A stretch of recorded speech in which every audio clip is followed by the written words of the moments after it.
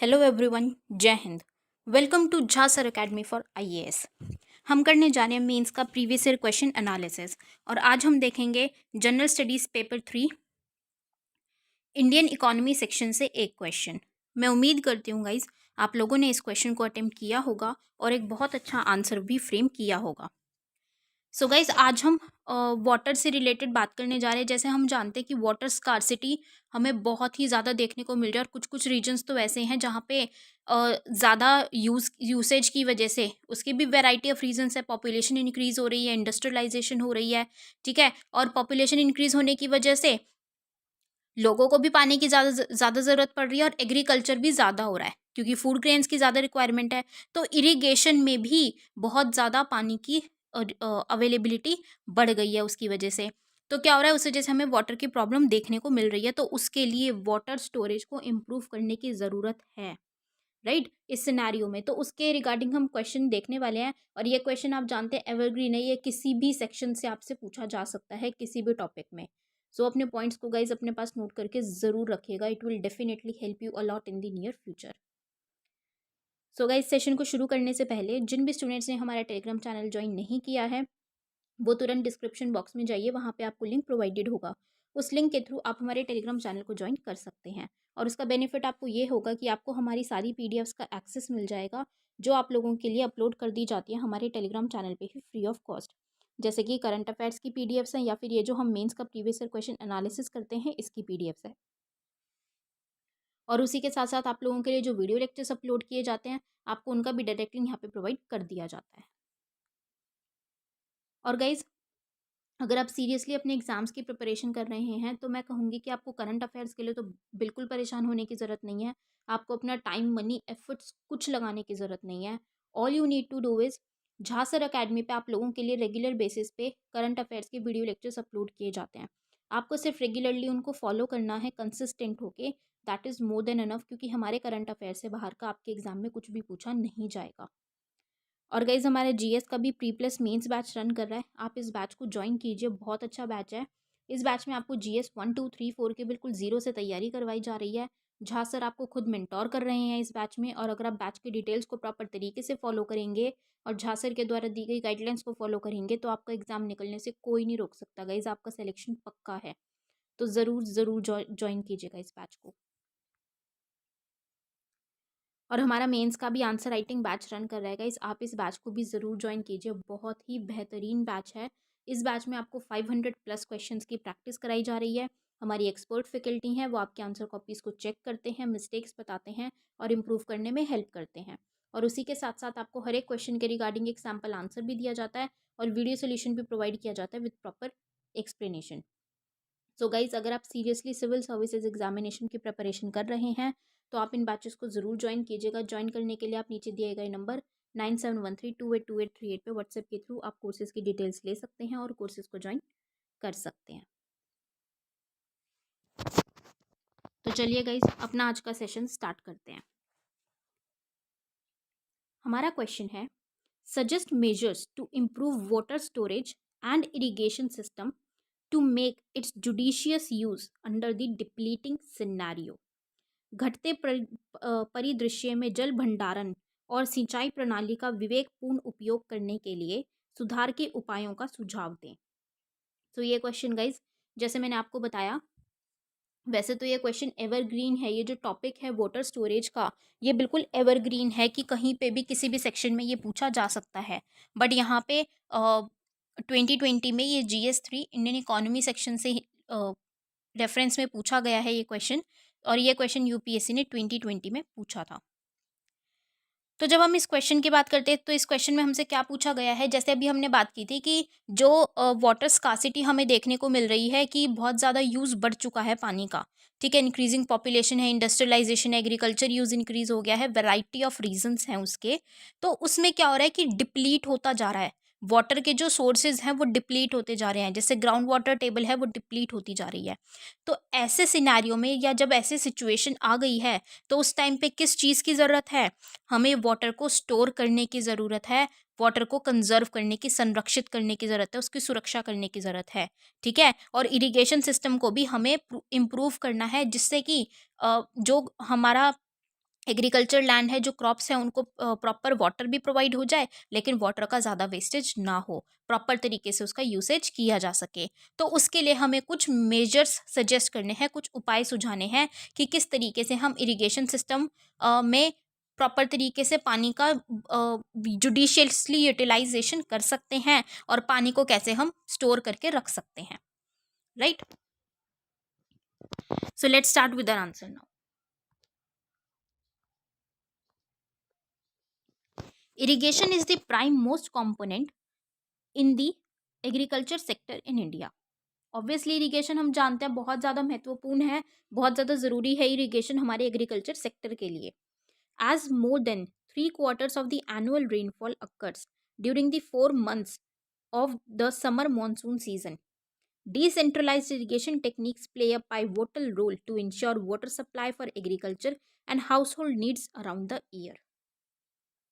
जैसे हम जानते हैं कि 3 क्वार्टर से भी ज़्यादा की जो मतलब ये लगा लो कि पूरे साल भर की जो बारिश है, एनुअल रेनफॉल है, ये कब होती है? जब हमें समर सीज़न देखने को मिलता है, मॉनसून सीज़न, उसके 4 महीने में ही हमें बाकी 3 क्वार्टर से ज़्यादा की हमें क्या देखने को मिलती है? बारिश इन्हीं 4 महीनों में हमें देखने को मिल जाती है। तो अब इस टाइम पे तो क्या होता है, इस टाइम पे जो हमारी क्रॉप्स हैं, हमारे एग्रीकल्चर को प्रॉपर तरीके से या फिर जो हाउस होल्ड्स हैं, इंडस्ट्रीज हैं, उनको पर्याप्त मात्रा में पानी मिल जाता है, प्रॉपर उनको अवेलेबल हो जाता है वाटर। लेकिन जब बाकी के टाइम पे बारिश कम होती है या फिर जिस टाइम पे बारिश नहीं होती है, उस टाइम पे जब हमें इंडस्ट्रीज है या जो हाउस होल्ड्स हैं वहाँ पे तो 12 महीने ही पानी की ज़रूरत होगी। और एग्रीकल्चर में भी क्या है, टाइम टू टाइम क्रॉप्स के लिए पानी की ज़रूरत पड़ती है। तो उसको पूरा करने के लिए, फुलफिल करने के लिए वो वाटर की नीड्स, हम इरिगेशन टेक्निक्स का इस्तेमाल करते हैं। उस टाइम पे इरिगेशन की टेक्निक्स बहुत ही ज़्यादा इंपॉर्टेंट रोल प्ले करती हैं पानी अवेलेबल करवाने के लिए, right. Some measures to improve water storage and irrigation system to make its judicious use under depleting scenario. अब जैसे हमने बात की कि 4 महीने में ही मेनली सबसे ज़्यादा बारिश होती है, बाकी के टाइम पे इतनी ज़्यादा नहीं होती, कभी होती भी है तो कभी नहीं भी होती, ठीक है। तो उस टाइम के लिए हमें पानी की ज़रूरत होती है। अब उस टाइम पे हम क्या करते हैं, ग्राउंड वाटर टेबल मतलब पानी एक्सट्रैक्ट करते हैं, ठीक है, ज़मीन में से। तो ग्राउंड वाटर टेबल डिप्लीट होती है उससे। इस तरीके के जब हम सोर्सेज का इस्तेमाल करते हैं तो उससे क्या हो रहा है, हमें दिक्कत देखने को मिल रही है, पानी की कमी हमें देखने को मिलती है। तो इसीलिए हमें वाटर स्टोर करके रखना चाहिए कि वो 4 महीनों में जब बहुत ही ज़्यादा बारिश आ रही है, ऑब्वियस सी बात है वो सारा पानी तो यूटिलाइज नहीं कर रहे हैं हम, उस टाइम पे नहीं हो पा रहा है उन्हीं 4 महीनों में यूटिलाइजेशन। अगर हम उसी टाइम पे पानी को बचाव कर ले, पानी को स्टोर करके रख ले, तो बाकी के टाइम पे जब बारिश नहीं आती है उस टाइम पे हम उसका इस्तेमाल कर सकते हैं, राइट। तो उसके हमें कुछ उपाय सुझाने कि कैसे पानी को बचा सकते हैं, स्टोर कर सकते हैं और कैसे इरिगेशन सिस्टम को भी प्रॉपर तरीके से यूज कर सकते हैं, ताकि ये जो प्रॉब्लम है, डिप्लीट होता जा रहा है जो वाटर के सोर्सेज या वाटर स्कासिटी देखने को मिल रही है, इसको हम करेक्ट कर सकें, right. So first is micro irrigation, encompassing drip and sprinkler irrigation, results in the efficient deployment of inputs like water, electricity, fertilizers, labor, increase in crop productivity, irrigation of additional area under crop, and bringing under cultivation water deficient, what cultivable wasteland and undulating land areas due to ease of irrigation. अब जैसे हमने बात की कि irrigation के माध्यम से हम जैसे हमारी क्रॉप्स हैं, ठीक है, लैंड है, उसको हम पानी प्रोवाइड करते हैं। लेकिन हमें ऐसा नहीं करना है कि हमें ऐसे एक टेक्निक का इस्तेमाल करना है, ऐसे इरिगेशन टेक्निक्स हमें ऐसी यूज़ करनी है जिससे कि पानी का वेस्टेज हो। हमें जुडिशियसली मतलब बहुत ध्यानपूर्वक, अपने विवेकपूर्ण हमें उस पानी को इस्तेमाल करना है कि पानी का प्रॉपर तरीके से यूज़ हो सके और पानी वेस्ट ना हो। तो उसके लिए हम क्या करेंगे, माइक्रो इरिगेशन करेंगे। हम कुछ ऐसी टेक्निक का यूज़ करेंगे जैसे ड्रिप एंड स्प्रिंकलर इरिगेशन का इस्तेमाल अगर हम करेंगे तो उससे क्या होगा कि पानी का वेस्टेज भी कम होगा और जो कहते हैं ना पर ड्रॉप मोर क्रॉप, हम वो अचीव कर पाएंगे। वाटर वेस्ट भी नहीं होगा और पर्याप्त मात्रा में पानी हमें मिल भी पाएगा, अवेलेबिलिटी हमें हो जाएगी, ठीक है। और उसी के माध्यम से अब ये इरिगेशन टेक्निक्स के ही माध्यम से जहाँ पे पानी की कमी है वहाँ पे एग्रीकल्चर प्रॉपर तरीके से नहीं हो पाता, तो वहाँ पे भी कल्टीवेशन हो पाएगी। ठीक है, वेस्ट लैंड जो है जिनको जिनको हम बैरन बैरन समझते हैं या फिर खराब समझते हैं कि यहाँ पे कृषि हो ही नहीं सकती, वो भी कल्टीवेट किए जा सकते हैं। राइट। तो इस तरीके से बहुत सारी वेस्ट लैंड भी या लैंड यूज हो सकती है एग्रीकल्चर के लिए, और प्रॉपर तरीके से हम काम अपना कर सकते हैं इरिगेशन के माध्यम से। तो उससे क्या होगा, हम कुछ ऐसी भी टेक्निक्स यूज कर लेंगे उसमें जिससे कि पानी वेस्ट भी नहीं होगा। Right. Next is special emphasis on watershed management programs to address the issues related to wild run off, conservation of soil and water, employing the runoff water, the percolation of rain water and rehabilitation of the wasteland is imperative। अब हमें ध्यान बहुत special विशेष जोर हमें कहाँ देने की ज़रूरत है, वाटरशेड मैनेजमेंट प्रोग्राम्स पे। क्यों? ताकि जो ये पानी रन ऑफ होता है ना, कि जहाँ पे जैसे अब मान लीजिए पानी बारिश आई है तो वहाँ पे ज़्यादा पानी इकट्ठा हो गया, अब वो क्या है, वो बह के कहीं और चला जाएगा। ठीक है, वो गंदा हो जाएगा।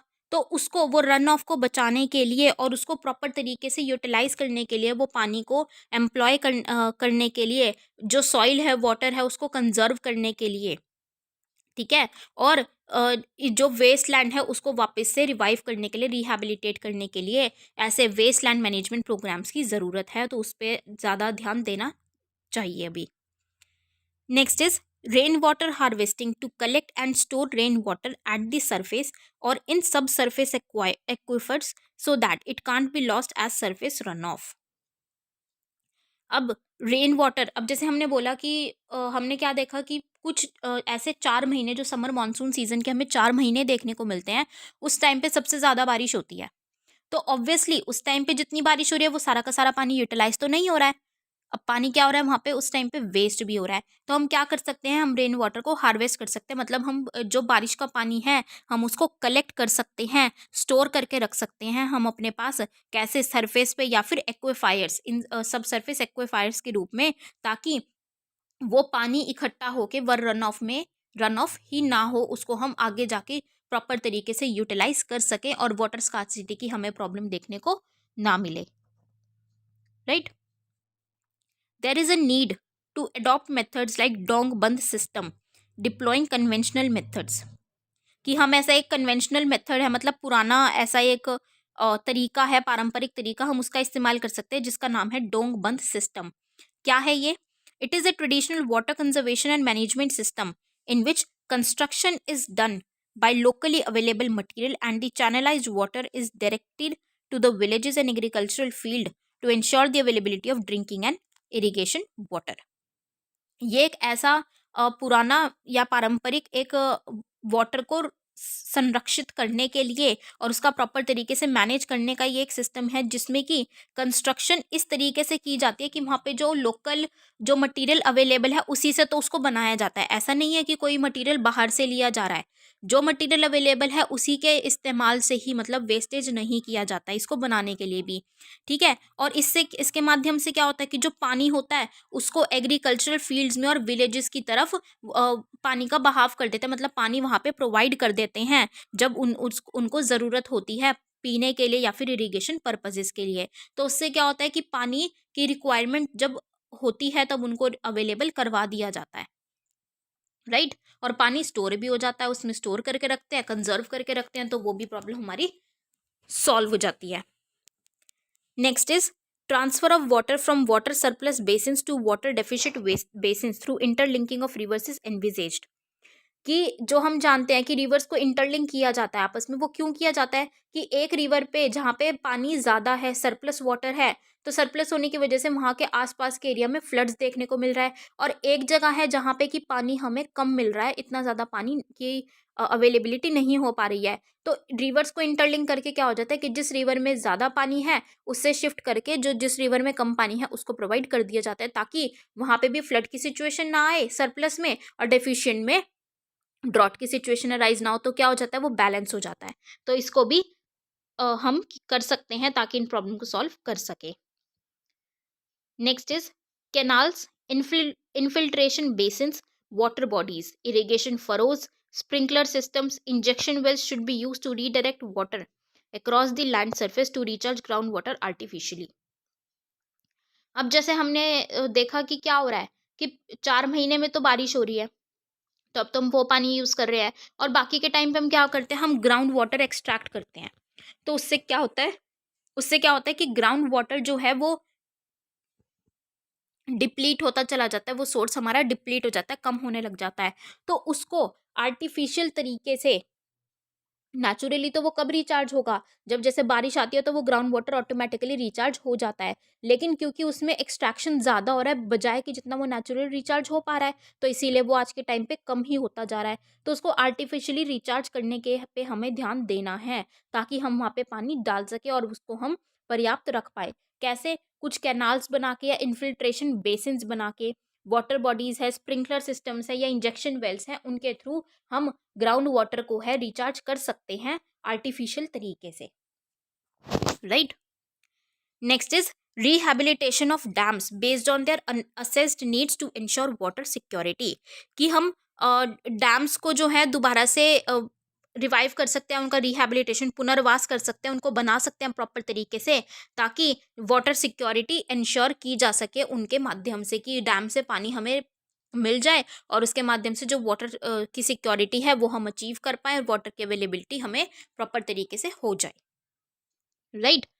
तो ये क्या आता है, ये वो कुछ मेजर्स थे जो हमें लेने की ज़रूरत है, जिससे कि हम वाटर स्टोरेज भी कर सकते हैं, वाटर को कंजर्व भी कर सकते हैं और प्रॉपर तरीके से यूज़ भी कर सकते हैं पानी को इरिगेशन सिस्टम से।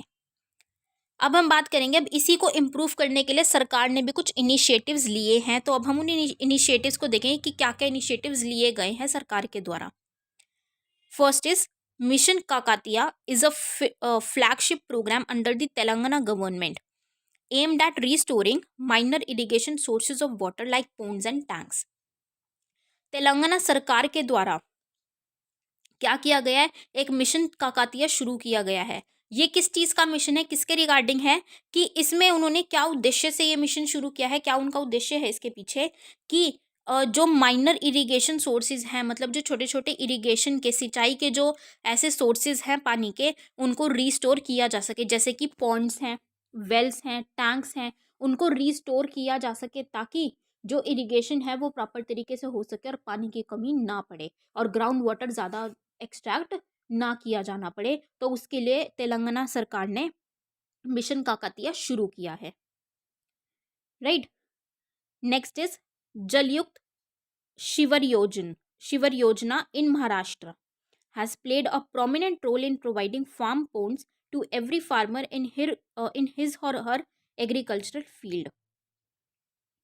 अब एक जलयुक्त शिवर योजना है जो कि महाराष्ट्र सरकार के द्वारा चलाई गई है।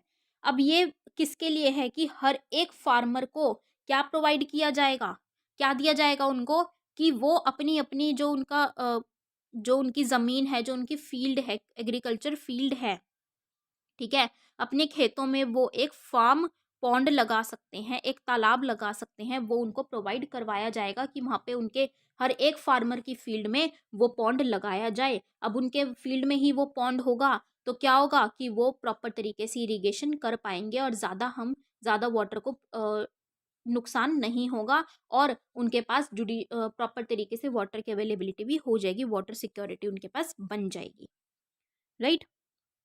Next is in Gujarat Bhungru, a water management system that injects and stores excess rainfall water underground.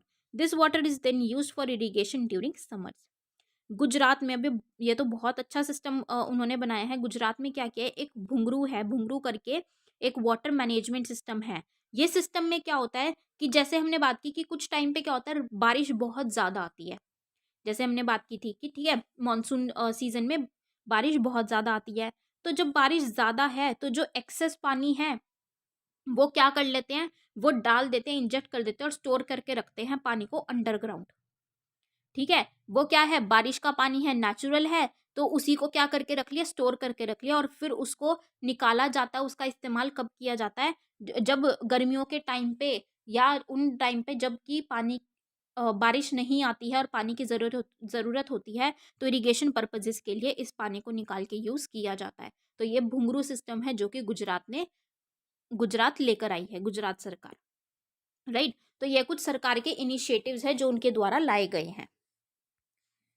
So on the concluding note, world bank की भी एक रिपोर्ट आई है इंडिया की वाटर इकोनॉमी पे। उन्होंने क्या कहा है, क्या रिपोर्ट है, water economy bracing for a turbulent future. It states that dams in India can store only about 30 days of rainfall compared with 900 days in major river basins and arid areas of developed countries। कि India की ऐसी स्थिति है कि India dams में इसके माध्यम से भी जो बारिश आती है वो सिर्फ 30 दिन की बारिश ही स्टोर कर सकती है। अगर हम कंपेयर करें तो 900 दिन की, अगर डेवलप्ड कंट्रीज है वो 900 दिन की बारिश कहाँ पे स्टोर कर सकते हैं, बड़े बड़े रिवर बेसिन्स में या एरिड एरियाज में ही वो स्टोर कर सकते हैं। लेकिन इंडिया डैम में है, मतलब डैम में भी सिर्फ 30 दिन की ही बारिश को स्टोर कर सकती है। तो हमें वो सिस्टम बनाने की बहुत ज़्यादा ज़रूरत है, इससे हमें पता चल रहा है।